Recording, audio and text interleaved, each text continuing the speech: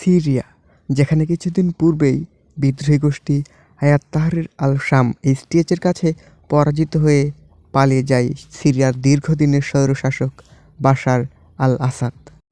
তবে মজার ব্যাপার হলো সত্য, দীর্ঘ ২৪ বছরের স্বৈরশাসনামলে বাশার আল আসাদ কখনোই সমগ্র সিরিয়া শাসন করতে পারেনি।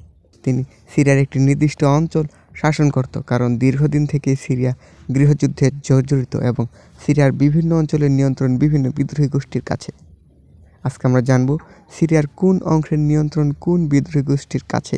মানচিত্রে যে লাল অংশটুকু দেখতে পাচ্ছেন, এই লাল অংশটুকু শাসন করত পলাতক স্বৈরাচারী বাশার আল আসাদ সরকার, এবং মানচিত্রের এই নীল অংশটুকু শাসন করে কুর্দি বিদ্রোহীরা, এবং মানচিত্রের এই উত্তর পাশের গোলাপি অংশটুকু তুরস্ক সমর্থিত বিদ্রোহীদের অধীনে।